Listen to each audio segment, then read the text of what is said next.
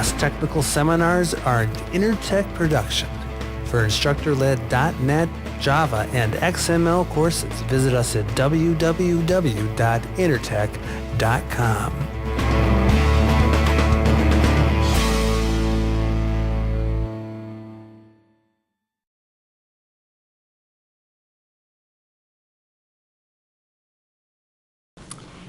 Hi, I'm Jim White. I'm a Java and architectural instructor here at Intertek. In a word, Jim, it's kind of the glue that holds us instructors together and keeps our trains on the train tracks. Very smart guy. I can always ask him about anything, and he always knows the answer. One word I would use to describe Jim is thorough. Some words I would use to describe Jim are extremely professional. I've been in the software industry for about 20 years.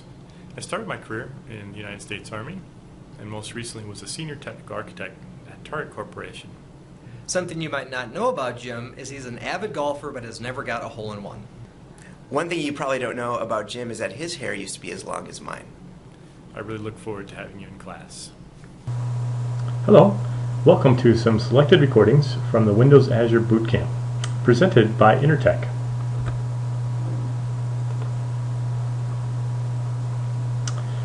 The Windows Azure Bootcamp was originally presented at Microsoft's office in Bloomington, Minnesota on May 25th and 26th. These videos are selected chapters from that material. Original material for the Windows Azure Bootcamp are made available at www.azurebootcamp.com. My name is Jim White, and I'm an instructor and director of training at Intertek. My email address is jwhite@intertek.com. Intertek is a consulting and training company located in the Twin Cities. We're located at www.intertek.com, but you can also follow us and find us on Facebook, LinkedIn, and Twitter. We're also the home of the Windows Azure User Group, available at www.azureug.net. This is a virtual users group, so come as you are, and we're happy to have you.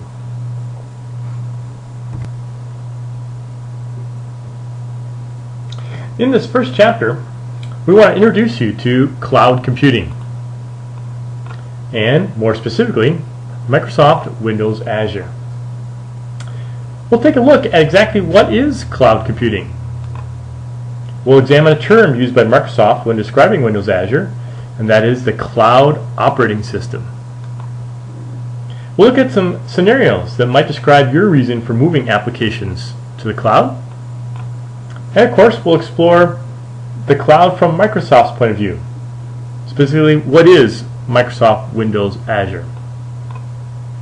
And finally, we'll look at the environment, that is the development environment, that's available for developing applications in Windows Azure. Now, there are many challenges facing IT organizations today.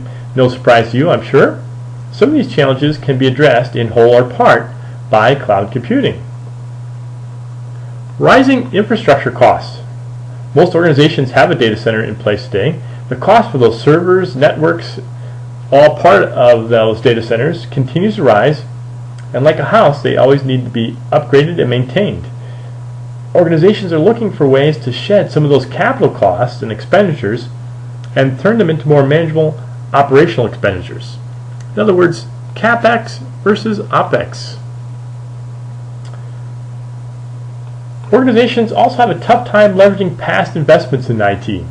Think about how your organization is managed or migrated through various technologies. For example, from mainframe to client-server development, maybe with something like PowerBuilder, to maybe .NET today.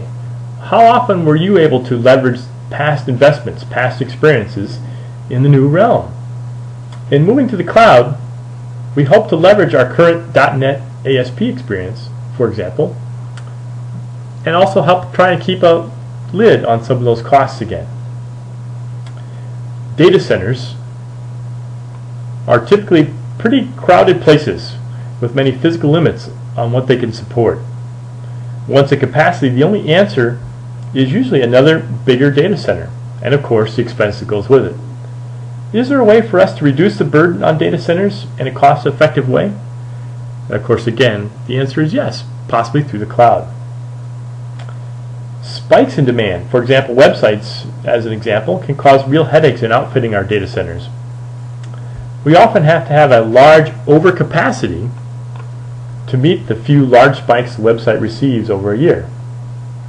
For example, Domino's Pizza often experiences a 50% spike on their website on Super Bowl Sunday. How do they meet the demand without an extra large and unused capacity the rest of the year? And the answer, of course, is the cloud. Of course, security,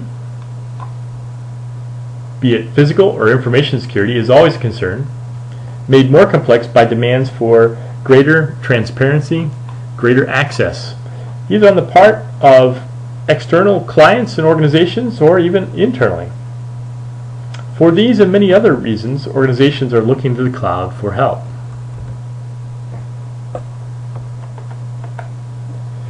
Now, with regard to capacity that I mentioned, most organizations have to continue to expand the capacity in a block-by-block fashion. That is, continue to put a new set of servers and bandwidth in place to support a larger and larger demand. This results in two problems. First, waste, when a new block is added in anticipation of a load. And second, when there is not enough capacity during spikes. What we often need is a model that's a little bit more flexible. The cloud offers that flexibility. I like to call the cloud the Goldilocks approach to capacity. Not too much, not too little, just right. Now, I should mention that with regard to Microsoft's Windows Azure, we'll find that it can help do this, but to be fair, the capacity line here wouldn't exactly be this neat. Azure today provides no auto-sensing capability to automatically grow and shrink as needed. The Azure model provides a faster and easier means to bring up or take down capacity, but it's still largely at your discretion. Is there a paradigm, an analogy we can use to understand how cloud computing might be able to help IT today? Well, electricity generation at the turn of the century, and by that I mean the last century, was an individual enterprise affair. Each company, say a hotel for example, had to generate their own electricity. Each had their own dynamo and electricity generating managing apparatus. Over time, other organizations began to sell and buy spare capacity from other companies until eventually companies grew up solely to produce and share that electricity. So computing power is at a point where we can start to draw some parallels. Today our organizations each have to have the infrastructure necessary to produce their computing power. Occasionally, some of us buy or share that excess computing power to others. Tomorrow, we might all be able to purchase the computing power we need from a utility organization, a utility computing service, if you will. And that utility service is what the cloud aims to be or provide.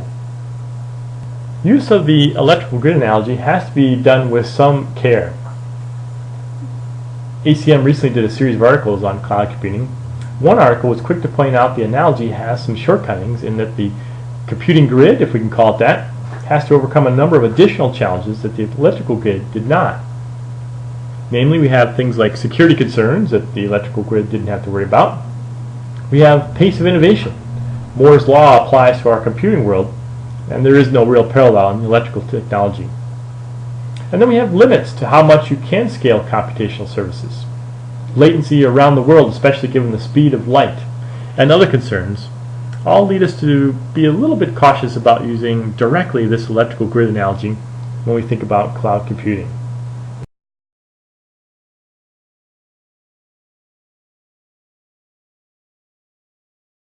For more free learning resources and to see the latest lineup of our instructor-led .NET, Java, and XML courses, visit us at www.intertek.com.